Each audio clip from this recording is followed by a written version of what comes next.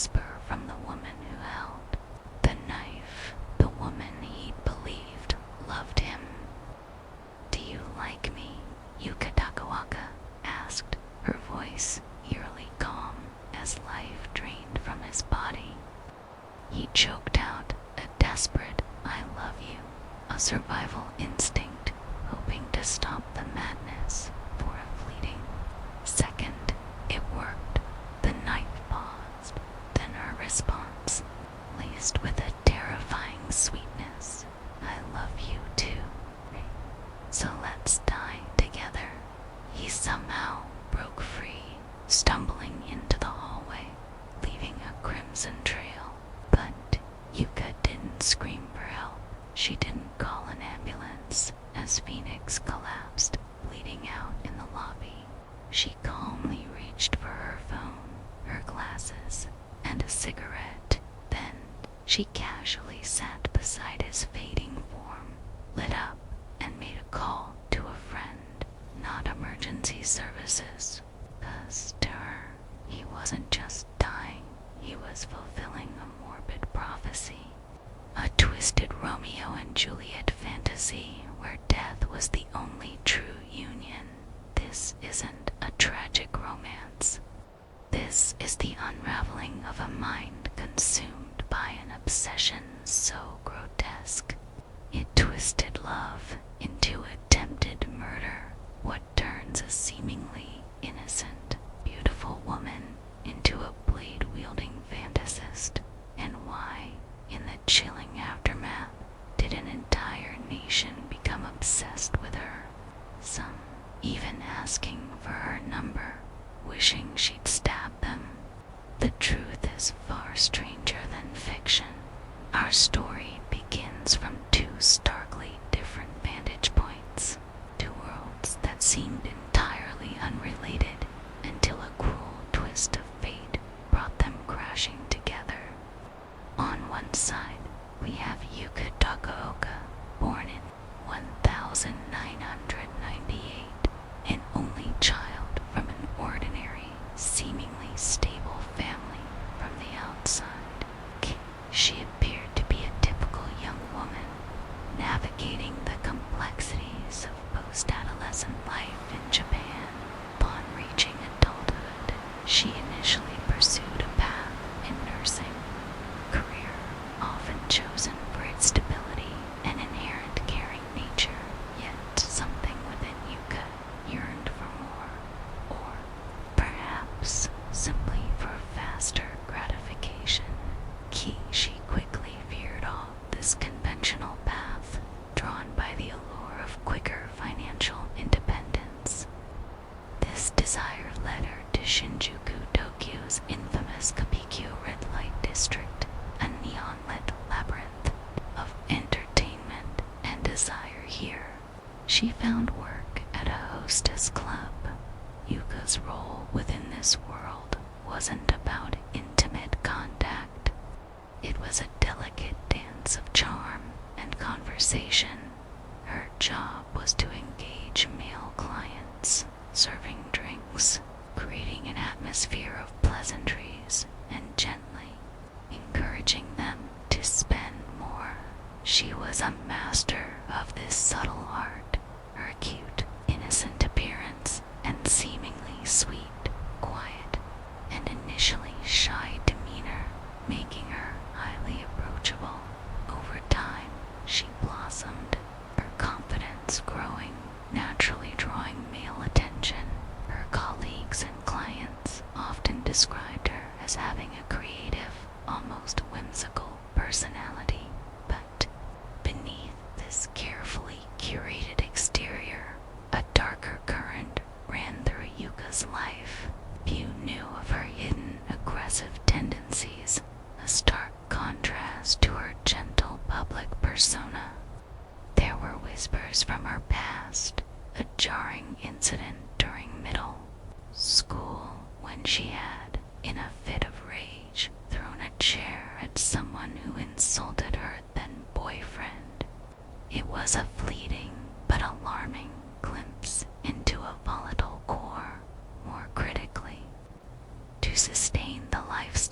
she was cultivating and to fund a burgeoning obsession will soon uncover, God harbored a deeply held secret.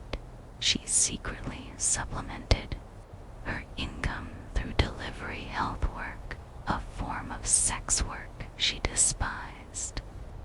This was a life she kept strictly compartmentalized, fueling her inner turmoil and setting the stage for a tragic unraveling in another world altogether.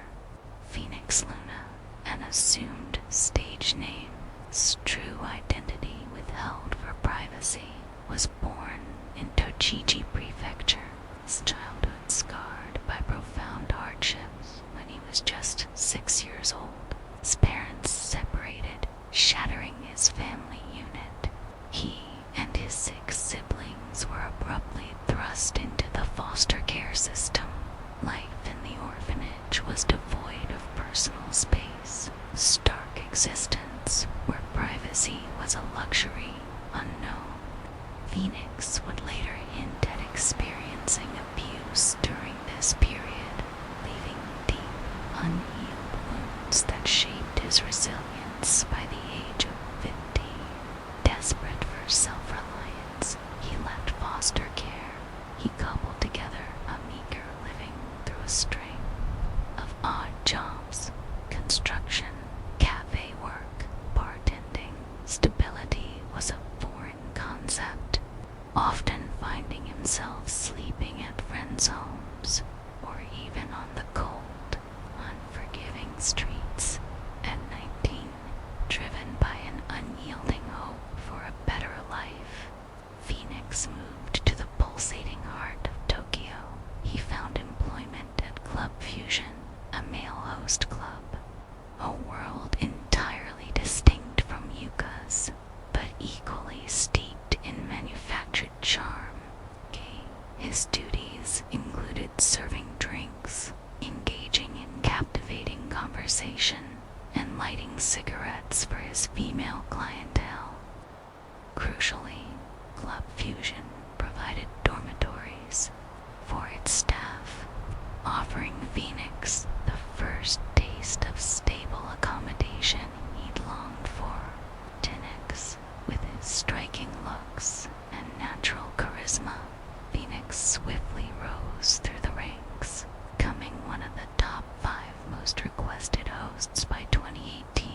He found a strange kind of family among his colleagues, a sense of belonging he desperately craved. In October 2018, these 2 disparate worlds finally intersected in the vibrant, intoxicating atmosphere of Club Fusion.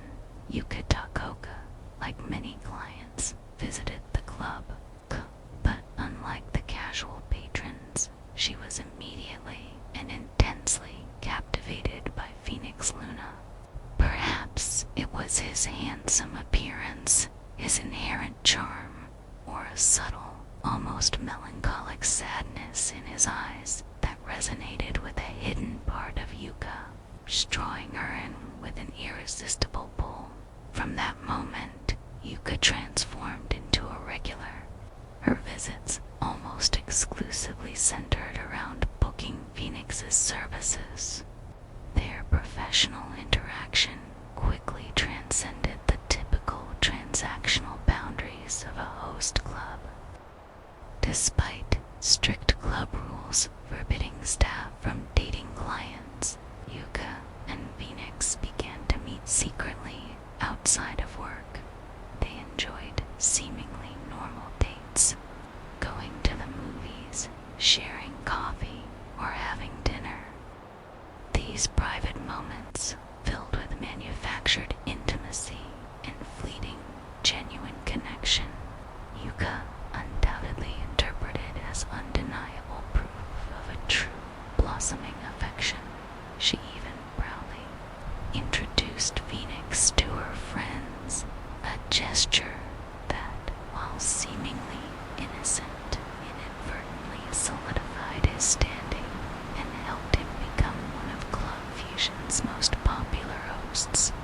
Everything appeared to fall script of a budding romantic love story, yet beneath the surface of this manufactured romance, a dark, insidious seed of obsession was beginning to sprout.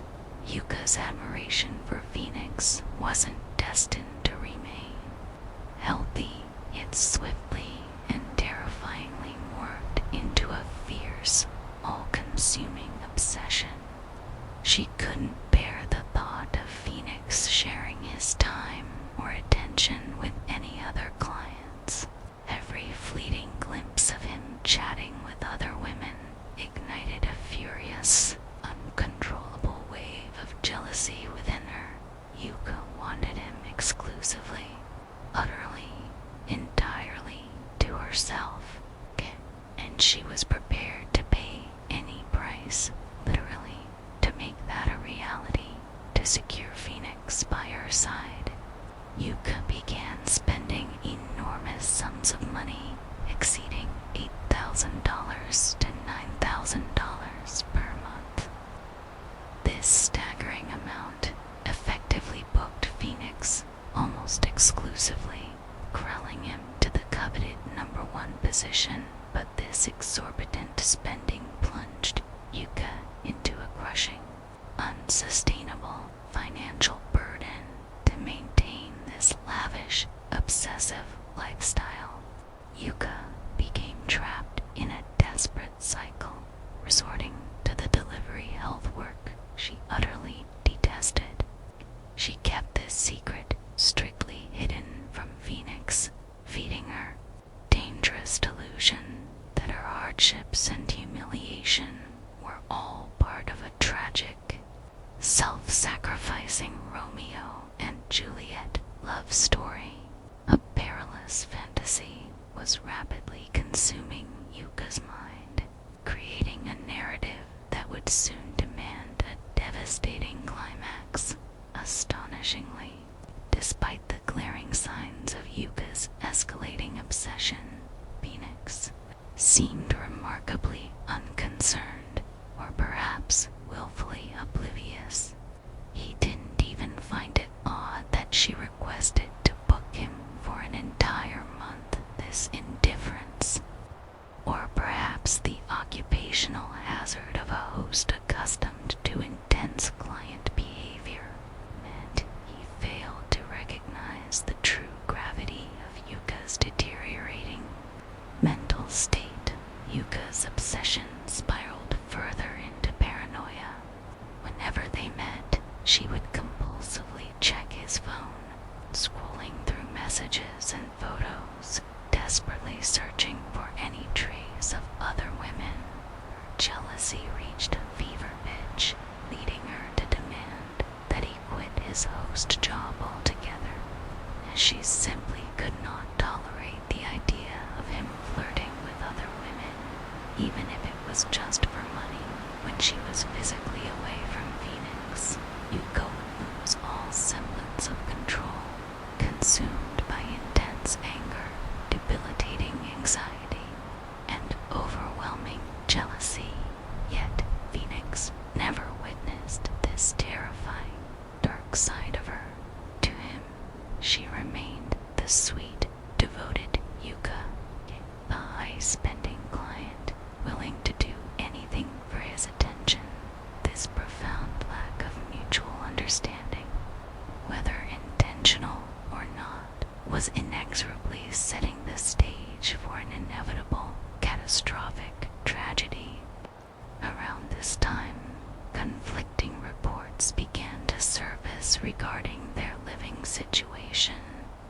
Some sources suggested they had moved into an apartment in Shinjuku Kabukicho together on May 20th, 2019, painting a picture of a couple embarking on a new chapter.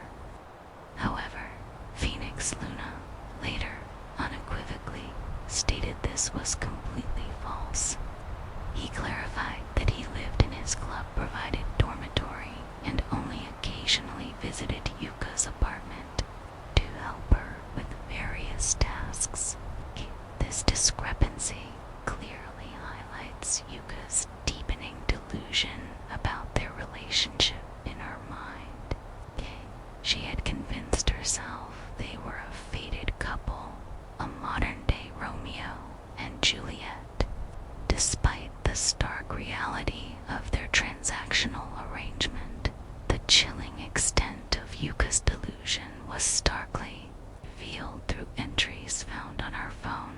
She penned disturbing notes about her intention to kill Phoenix, believing it was the only way they could be together forever.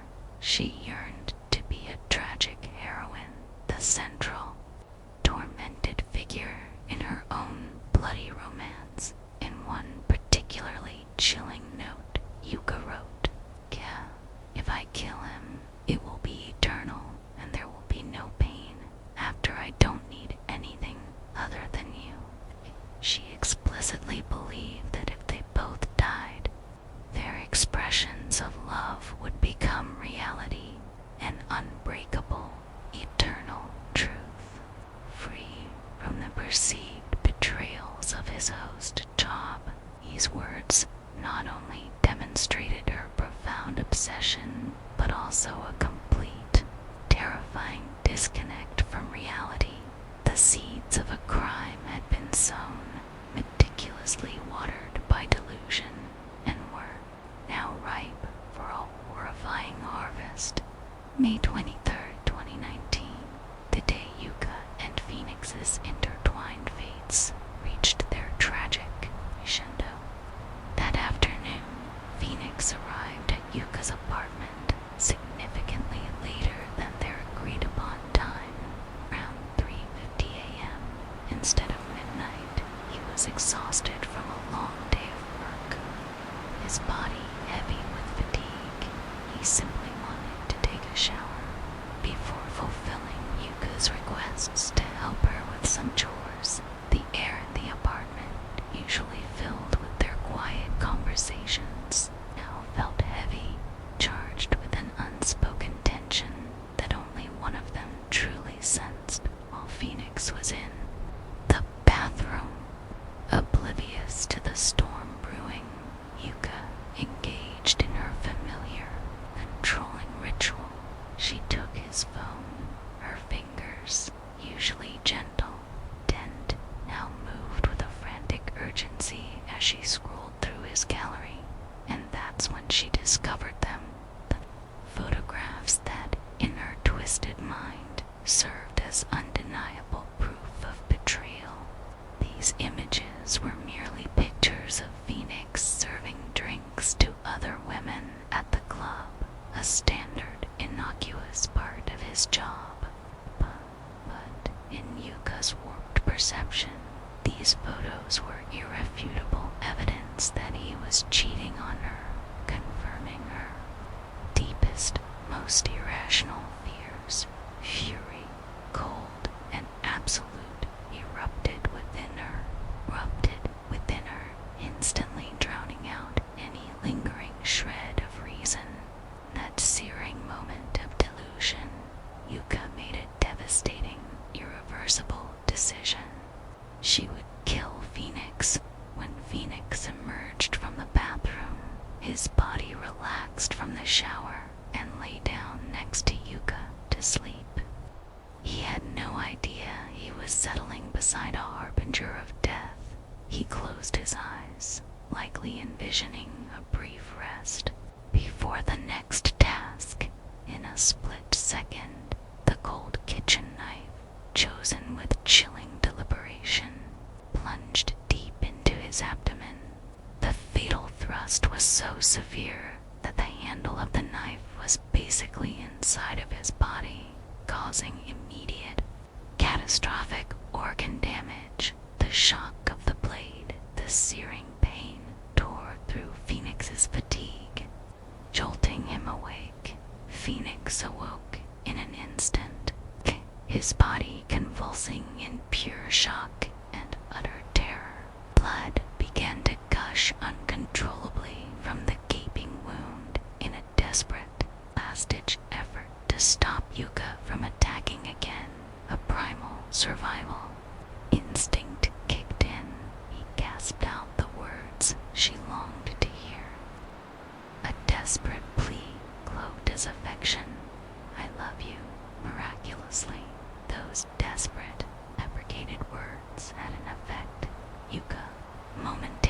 stunned or perhaps moved by his declaration, hesitated. She paused, quiet, the knife still clutched in her hand, and then, slowly, she put it down. Phoenix seized that momentary, fragile distraction with a surge of adrenaline. He pushed her away, scrambling off the bed, and frantically ran out of the apartment, leaving a gruesome trail of blood behind him. He desperately lunged towards the elevator, his only escape route, but his body rapidly weakening from the immense blood. Loss betrayed him. He managed only a few steps before collapsing, unconscious, right there in the apartment building's lobby. What happened next is one of the most haunting and perplexing details of the entire case, a scene that would forever be etched into the minds of the first responders. Yuka, instead of screaming for help or calling emergency services, displayed a terrifying, almost surreal tranquility.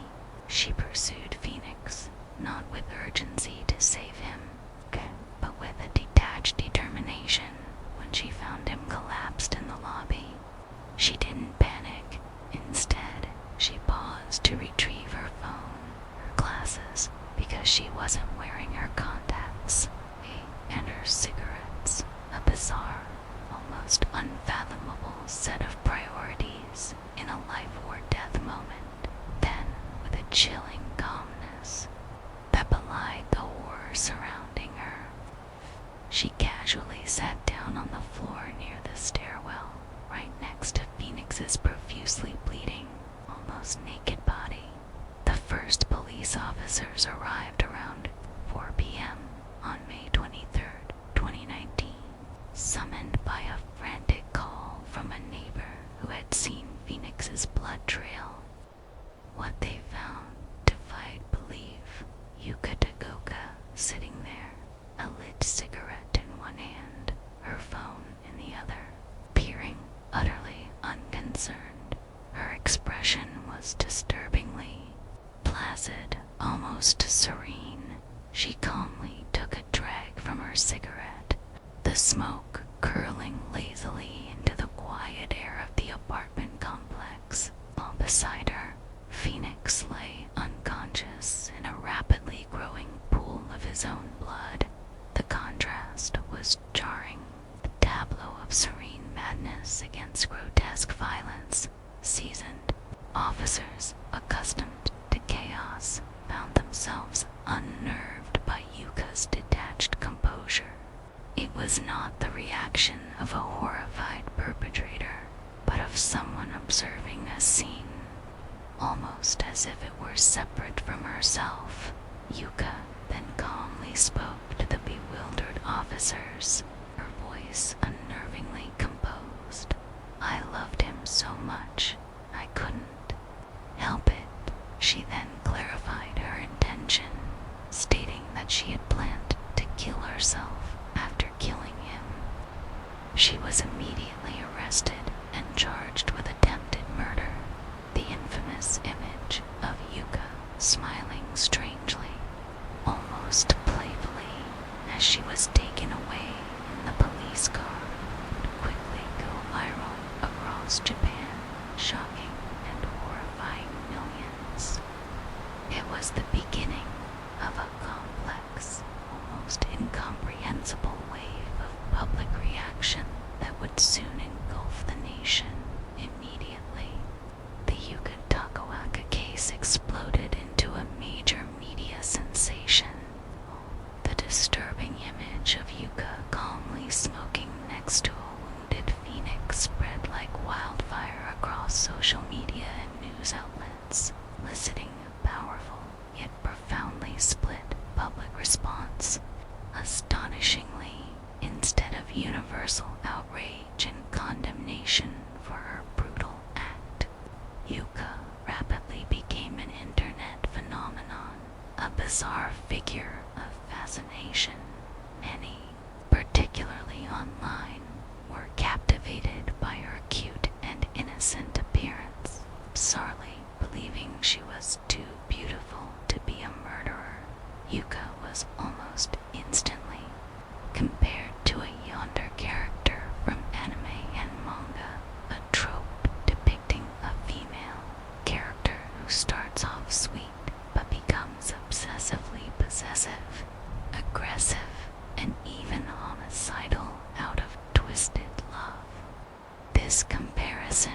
resonated deeply within online subcultures, leading to a morbid and unsettling idealization. Thousands of fans flocked to create social media accounts dedicated to her crafting fan art and sharing her photos, morbidly labeling her the real-life Eander. More alarmingly, some individuals, in a deeply disturbing display of misplaced sympathy, even started a GoFundMe campaign to help Yuka avoid prosecution. Authorities swiftly intervened, shutting down the campaign and refunding donations. But the damage to public discourse was done. Media outlets and social commentators were forced to issue urgent warnings about the dangers of glamorizing such a severe criminal act, highlighting the alarming distortion of moral boundaries and public perception in the digital age, while Yuka became an online sensation. Phoenix Luna was fighting for his life in the hospital, his prognosis grim. He remained in a coma for 5 agonizing days, and upon admission, doctors gave him only a slender 20% chance of survival. The knife wound had devastated his internal organs, requiring extensive surgery and leaving a large, permanent scar stretching from his chest to his navel. As a grim consequence of his injuries, he was informed he would never be able to drink alcohol again, a significant challenge for a host whose profession often involves social drinking. His recovery was fraught with pain and the psychological trauma of the attack he experienced, recurring nightmares where Yuka was contorting her body to crawl through small hospital windows to find him, leading him to request a windowless hospital room.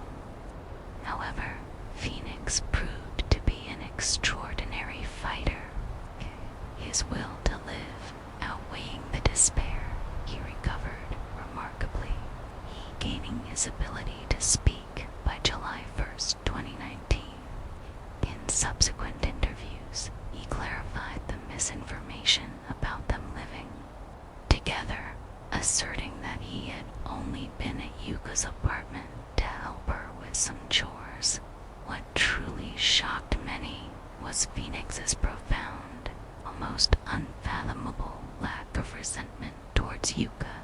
He consistently maintained that he harbored no ill will, believing she had her reasons for the attack and always considered her a good person. He even candidly admitted that the notoriety from the incident had boosted his sales at the club, making him more popular than ever. Tragically, personal tragedy had become a paradoxical tool for his career. This incident, strangely, also brought a surprising silver lining to Phoenix's difficult life. Again, it facilitated his emotional reunion with his brother and sister after 5 long years of estrangement. A family he thought he had lost to symbolize his miraculous rise from the ashes of nearly fatal violence. He bravely adopted the stage name Phoenix Luna. His colleagues at Club Fusion, whom he considered his true family, stood by him, offering unwavering support in his work despite his new physical limitations. Phoenix's story is not just one of survival, it is an astonishing testament to the human capacity for forgiveness and an almost unnerving resilience. Yuka Takaoka's trial commenced in December 2019, drawing significant public attention. The prosecution presented crucial, damning evidence. A chilling memo found on Yuka's phone. In it, she explicitly expressed her desire to become a tragic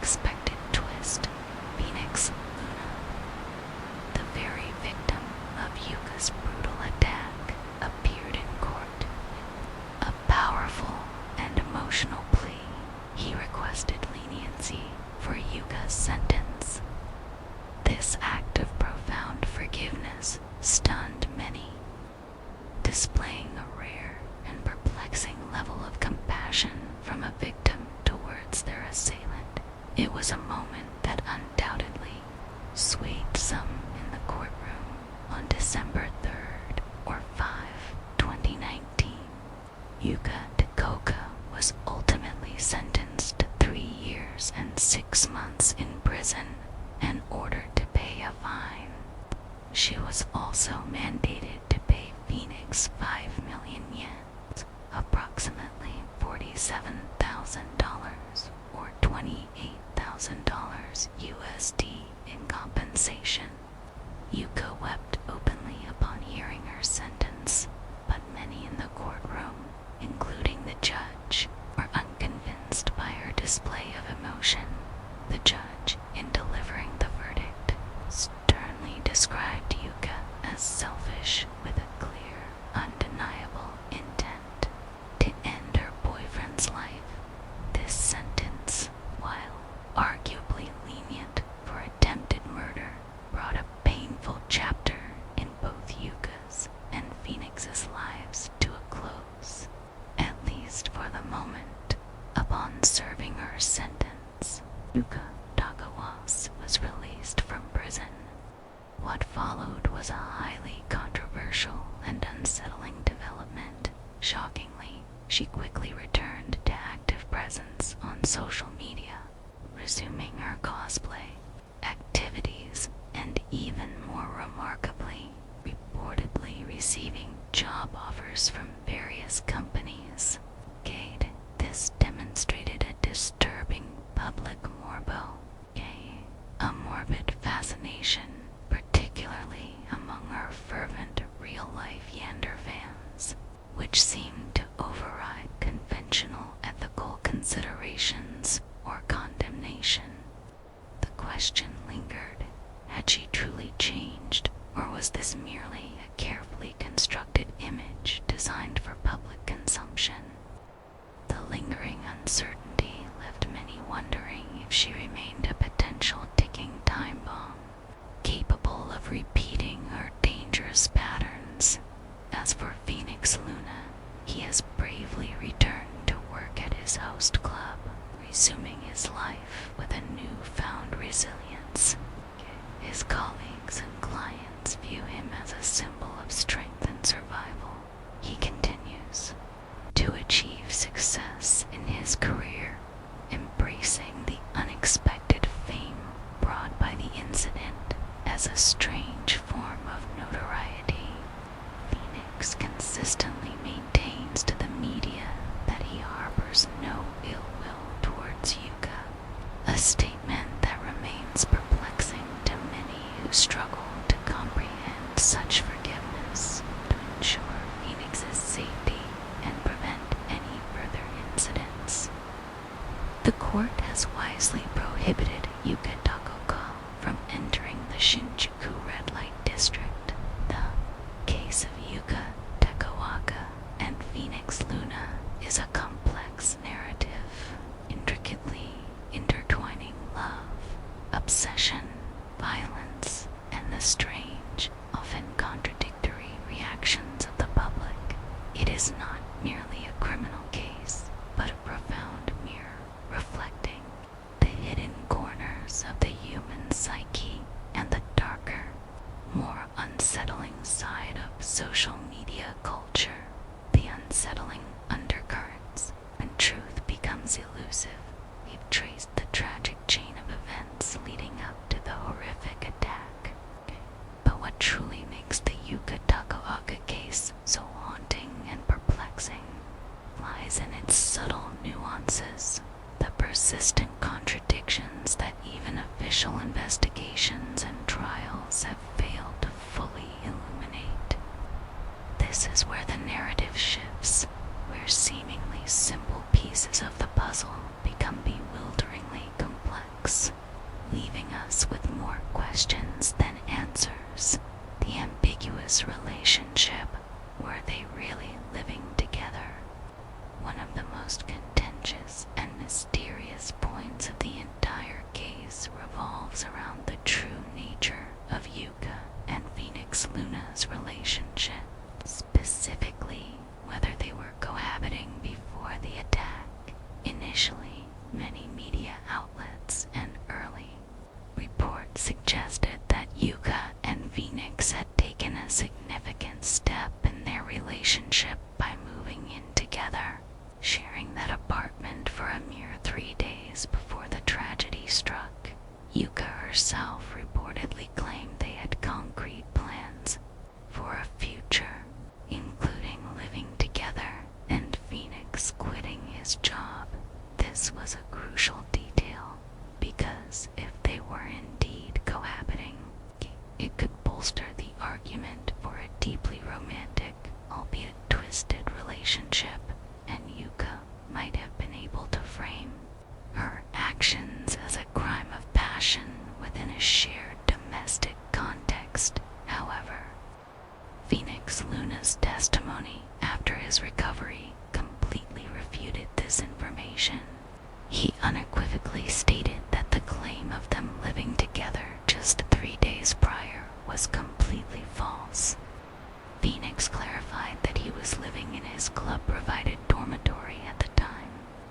was only at Yuka's apartment on the day of the attempted murder because she had asked him for help with some chores.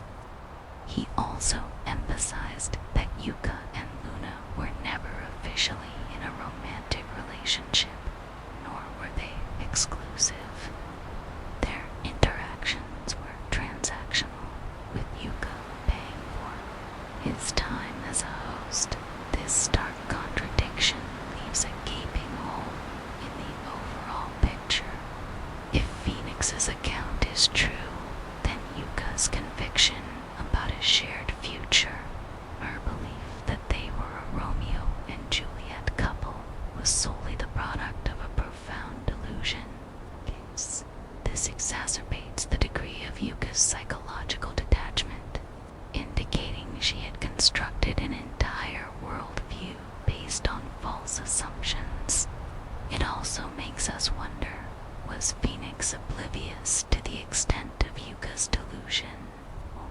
Did he inadvertently fuel it with his acceptance or indifference towards her exorbitant spending and obsession?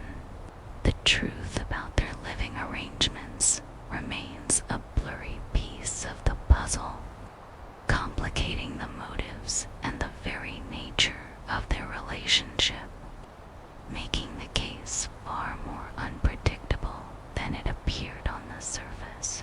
The precise detail that triggered Yuka's fury, the photos on Phoenix's phone, is another deeply curious point. Sources merely state that Yuka found photographs of him serving drinks to other women in the club, or pictures of Phoenix serving another woman at the nightclub. For an ordinary person, these would simply be proof of his occupation. However, Yuka grossly misinterpreted these images, viewing them as undeniable proof that he was cheating on her. This misunderstanding ignited the inferno of rage and jealousy within her, leading to her violent outburst.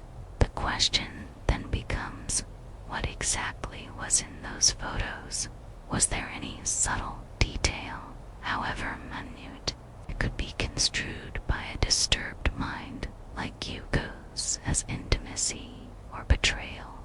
Or was it purely a figment of a mind already clouded by obsession and delusion? If the photos were simply of Phoenix performing his job, then Yuka's extreme reaction showcases a deep rupture between her perception and objective reality. It wasn't merely a misunderstanding. It was a fundamental distortion of reality within her mind. This further highlights the inherent danger of a psychologically unhinged individual, where even the most innocuous details can become proof for their deepest fears and irrational jealousies. The case would have taken a completely different turn if the content of those photos actually held any betraying nature that Yuka believed, but we are almost certain that these were just normal working moments, inflated into tragedy by her own mind. Perhaps the most astonishing and inexplicable detail in the entire case is the profound lack of resentment and unusual forgiveness displayed by the victim himself, Phoenix Luna. Despite being brutally stabbed, nearly dying, and enduring a painful recovery, Phoenix repeatedly stated that he held no grudge against Yuka. He even appeared in court and pleaded with the judge for leniency in her sentencing. This baffled many. How could a victim of attempted murder harbor no ill will towards the perpetrator who inflicted such suffering? Phoenix went even further, openly crediting the incident with boosting his popularity and sales at the club, a level of success he hadn't achieved before. He even felt partly at fault for what happened, especially if he had known level of forgiveness and the ability to leverage a personal tragedy for professional gain is an extraordinary and enigmatic aspect of the case. Is this a manifestation of genuine altruism, transcending personal pain, or is it a sophisticated survival strategy from someone who has endured too much hardship in life, learning to adapt and capitalize on any circumstance, no matter how dire? Could it be that because Phoenix understood their relationship wasn't true love, forgiveness came easier? Or is he simply a pragmatist, recognizing that this fame was a golden opportunity in the host club industry? Phoenix's forgiveness significantly altered the trial's trajectory, undoubtedly influencing Yuka's sentence. It also forces us to ponder concepts of justice, forgiveness, and the human capacity to turn tragedy into personal advantage. This isn't just a twist in the narrative. It's a deep lesson about the complex nature of human beings and their underlying motivations. Another haunting question revolves around Yuka's true psychological state and genuine remorse following the crime and her release from prison. When she heard her sentence, Yuka cried. However, according to sources, none of those present believed in her tears. The judge described her as selfish with a clear intent to kill. This suggests that even those within the legal system harbored doubts about the sincerity of her remorse. After her release, Yuka's actions further complicate any assessment of her psychological state. She immediately returned to social media, resumed cosplay, and even received job offers from various companies. This doesn't align with the behavior of someone deeply shaken by the consequences of their crime. Sources question whether she has taken consciousness of the magnitude of her acts and if she remains a potential ticking time bomb. Her swift return to the social media spotlight, where she continues to be idolized by a segment of the public as a real-life Yander, indicates a disturbing disconnect between her public image and the real-world repercussions of her crime. Does she truly comprehend the pain she inflicted, or is she merely capitalizing on her newfound notoriety to rebuild her life in a perverse way?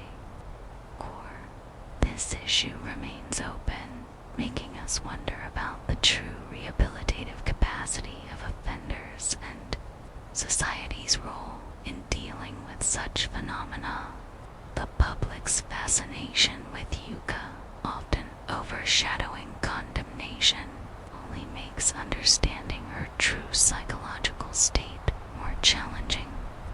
Finally, a minor, yet incredibly peculiar and perplexing detail occurred immediately after Yuka stabbed. Phoenix, bleeding profusely, struggled to run towards the elevator. Yuka didn't immediately pursue him or call for help.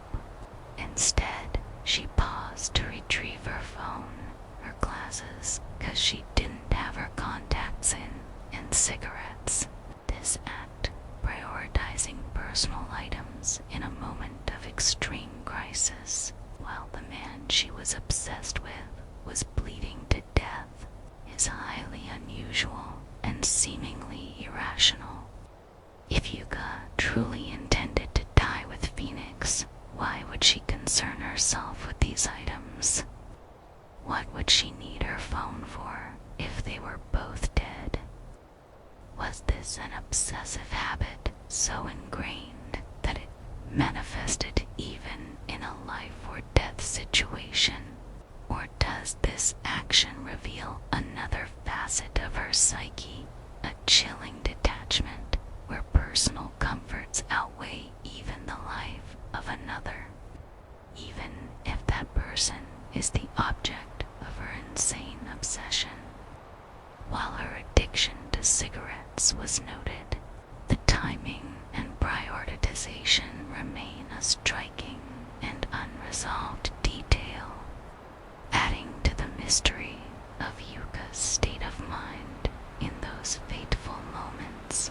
These twists not only make the Yuka Takaoka case more intricate, but also force us to look deeper into the nature of love, obsession, and how our society reacts to crime in the digital age.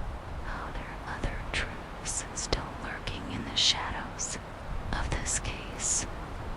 And will we ever truly understand what transpired in the mind of Yuka Takaoka? The case of Yuka Takaoka and Phoenix Luna transcends a mere individual crime. It serves as a stark mirror reflecting the complex hidden corners of human psychology, the profound influences of social and cultural contexts, and how media and the internet can warp collective perception. To truly comprehend this tragedy, we must peel back each layer from the personal motivations to the broader societal factors that shaped it. Yuka Takaoka's psychology and obsession distorting reality and challenging justice to understand Yuka's actions. We must delve into her obsessive and delusional psychology. Initially, Yuka was described as sweet and quiet, yet she possessed a history of aggressive outbursts. Beneath her cute exterior, there existed a latent instability, an inability to control herself when faced with strong emotions, particularly jealousy.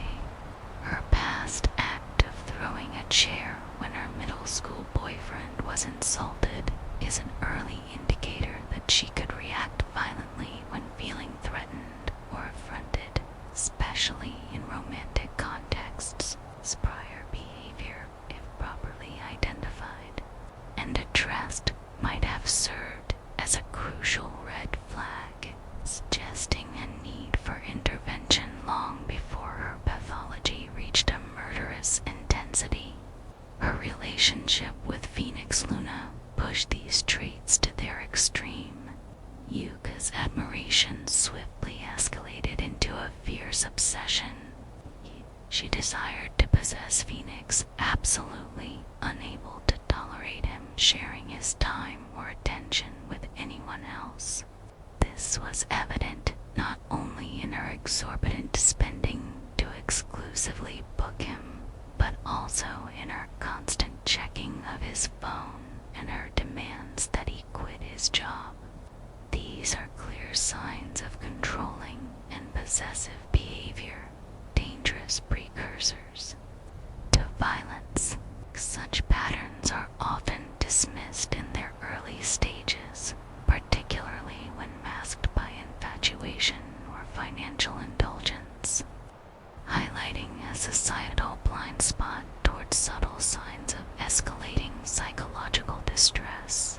However, the pivotal point in Yuka's psychology was her profound delusion about the relationship. She genuinely believed they were modern-day Romeo and Juliet, and that all hardships, including her despised delivery health work, were part of their tragic love story. Her phone notes, especially her desire to be a tragic heroine and her intent to kill Phoenix to make their love eternal, reveal a complete disconnect from reality. Yuka wasn't just jealous. She had constructed an entire fantasy world where death was the ultimate solution to actualize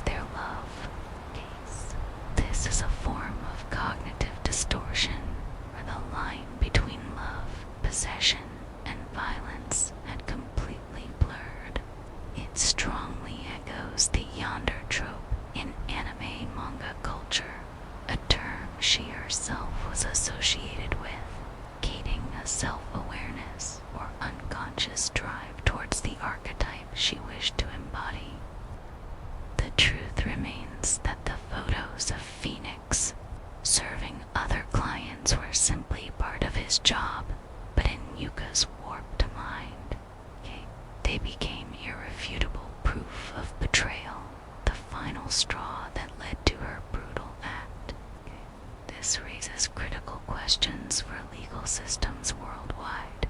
How do courts effectively address severe delusional states that fuel violent crime, especially when they don't meet the high bar of legal insanity? The balance between accountability and mental health consideration becomes a tightrope walk. Phoenix Luna's psychology and unexpected resilience in its societal implications. Phoenix Luna.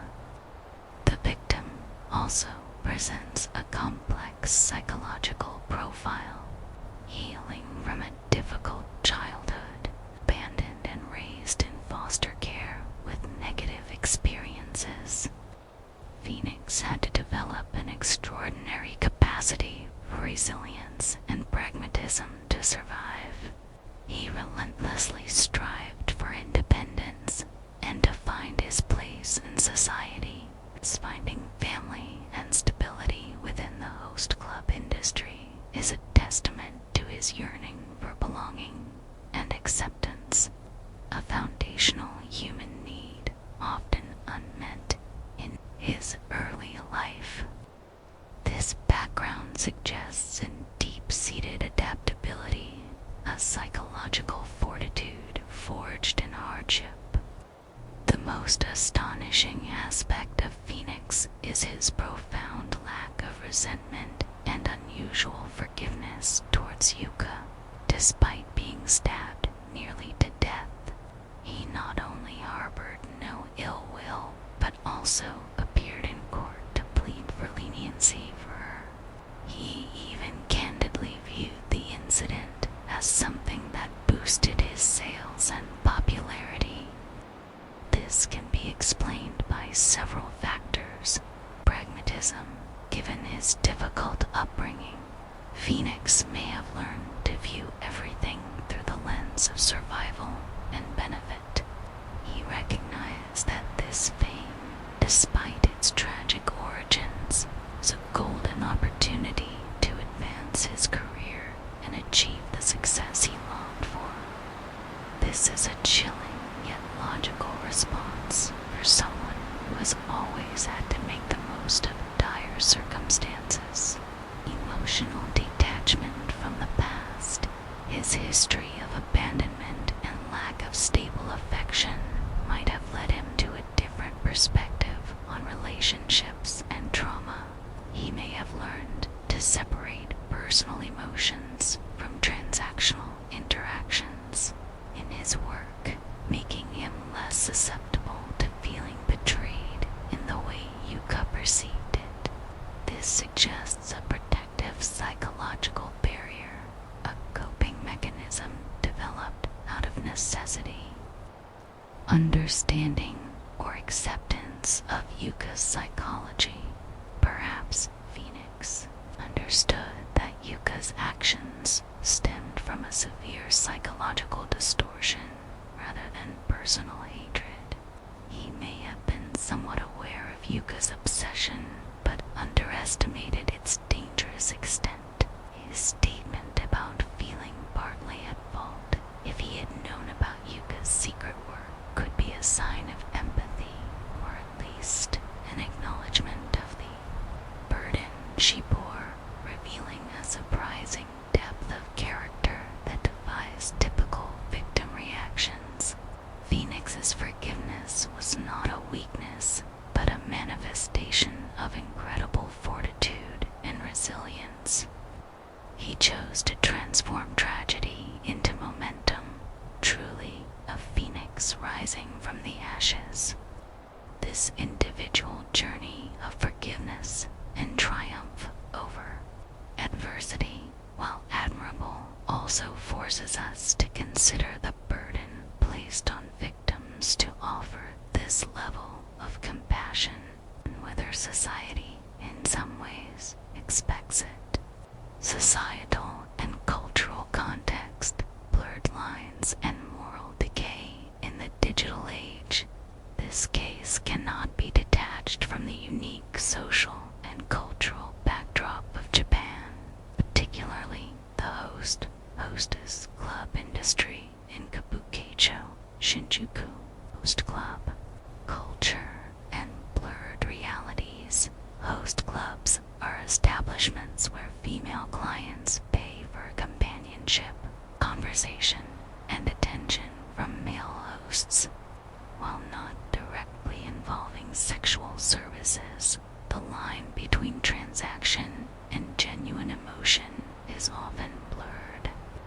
Clients can develop real romantic feelings or delusions of a deep relationship with their hosts, while for the hosts, it remains a job.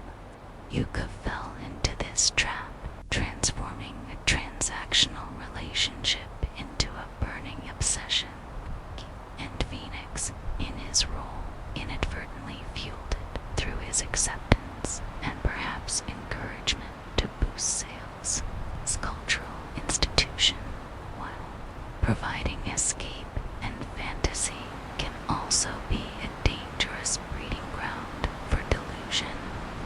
The manufactured intimacy can easily be mistaken for authentic connection with devastating consequences. The Yander phenomenon and pop culture's influence, the Yuka Takaoka case, garnered significant attention, partly because of her striking resemblance to the Yander archetype in anime and manga. This term, derived from Yanderyu, to be mentally ill and diridir, love-struck, describes a character initially sweet and affectionate who becomes violent and insane due to romantic obsession. Yuka's self-proclaimed fandom of Yander characters and her notes about being a tragic heroine suggest she was influenced by pop culture, using it to justify or even romanticize her pathological behavior. This highlights a concerning trend where fictional tropes bleed into reality, providing a perverse framework for real-world violence. The glamorization of crime on social media, a crisis of values. One of the most disturbing aspects of the case was the public's reaction. Instead of universal condemnation, Yuka became an internet sensation, with many claiming she was too beautiful to be a murderer. This idolization, particularly from a segment of netizens often described as internet weirdos, reflects a deeper issue in digital society: the prioritization of aesthetics over ethics and the romanticization of violent acts under the guise of intense, passionate love. This serves as a chilling warning about the distortion of moral values when, influenced by online culture and the lack of individual responsibility in discerning right from wrong, the creation of fan clubs, fan art, and even a GoFundMe campaign for an attempted murderer speaks volumes about a segment of society's disconnect from the gravity of violence. Yuka's return to social media after her release and continued attention, ironically, leveraging her notoriety, only further deepens this problem, turning a criminal act into a perverse form of celebrity. This societal response challenges established norms of justice and rehabilitation, creating a dangerous precedent where infamy can be rewarded. Investigative and legal challenges, nuance amidst truth, and the quest for rehabilitation.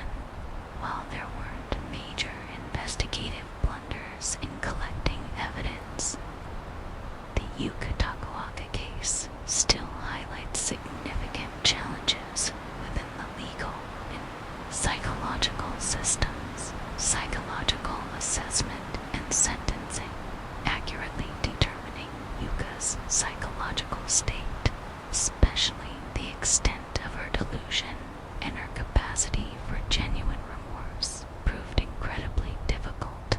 Although the judge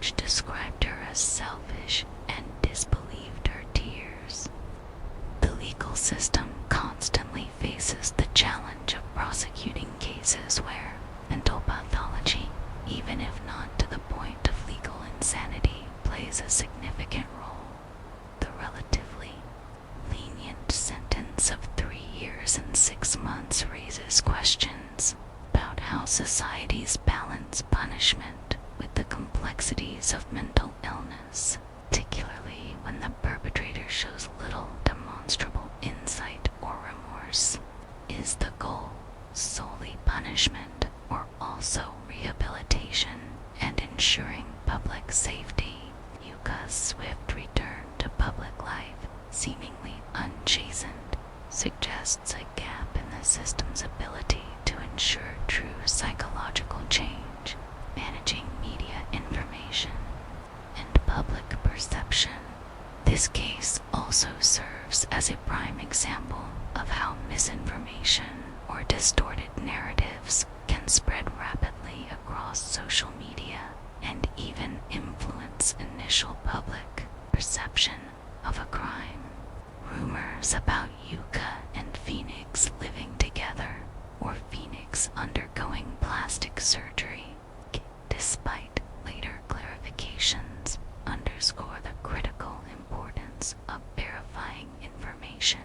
The sensationalism fueled by the media and social platforms created a distorted reality around the case, making it harder for the public to engage with the facts objectively and to truly grapple with the ethical dimensions of the crime. This highlights the urgent need for media literacy and critical thinking in the digital age.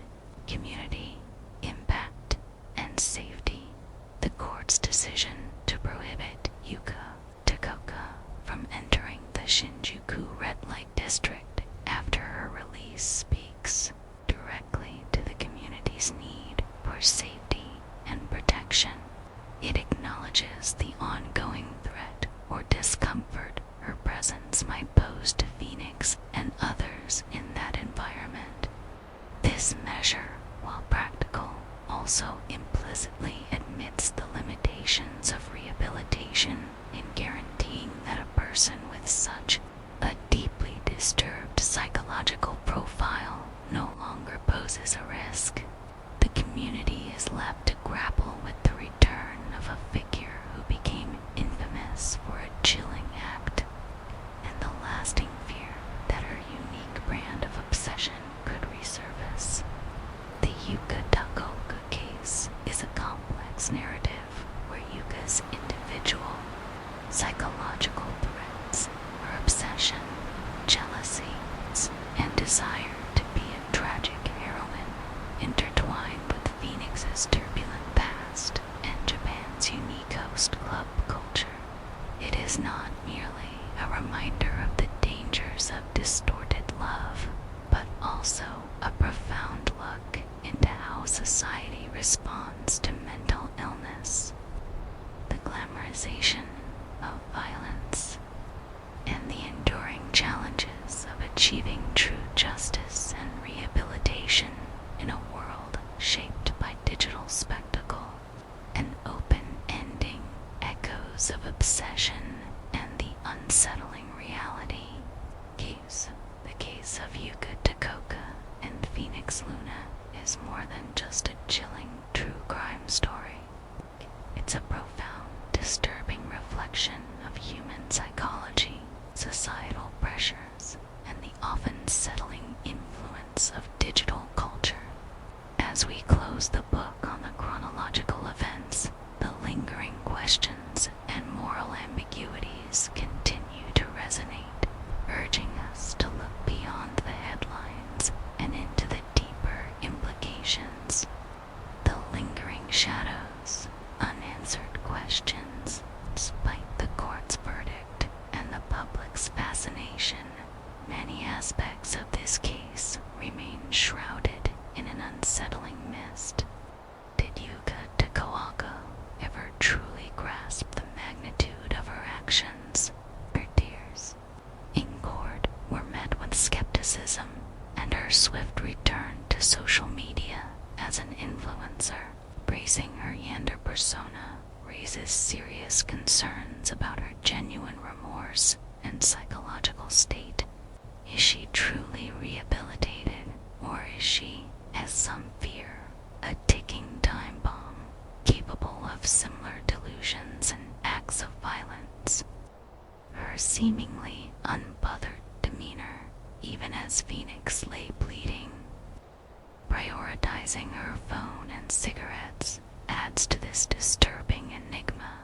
It forces us to confront the uncomfortable possibility that some individuals exist on a different plane of reality, where their desires supersede all moral and ethical boundaries. And what of Phoenix Luna's extraordinary forgiveness, his lack of resentment, his plea for leniency, and his candid admission that the incident boosted his career are profoundly perplexing. Was it a genuine act of compassion stemming from his own difficult past and understanding of suffering, or a calculated, almost cynical leveraging of a personal tragedy for professional gain? Can a victim truly feel partly at fault for being brutally attacked? His story, while inspiring in its resilience, complicates our understanding of victimhood and the human capacity for reconciliation, or perhaps detachment. The true nature of their living arrangements and the exact content of those triggering photos also persist as subtle yet significant ambiguities. Were these mere misunderstandings amplified by Yuka's distorted perception, or did they hold some subtle nuance that contributed to her escalating delusion? These small, unresolved details chip away at the narrative, leaving us with a sense that we may never fully comprehend the precise internal and external catalysts that led to that fateful morning. Lessons in love, lies, and the digital age. The Yuka Takaoka case offers crucial, albeit painful, lessons for our modern society. Firstly, it's a stark warning about the dangers of obsessive love and delusion. Yuka's journey from admiration to violent possession serves as a chilling reminder of how unchecked emotions, fueled by unrealistic fantasies, can shatter lives. Her belief that murder-suicide would solidify their love into an eternal reality underscores the profound disconnect that can occur when individuals become entirely consumed by their own distorted narratives. This wasn't love. It was a desperate, destructive need to possess and control, cloaked in a romanticized, tragic narrative. Secondly, the case highlights the complex, often blurred lines within the hostess club culture.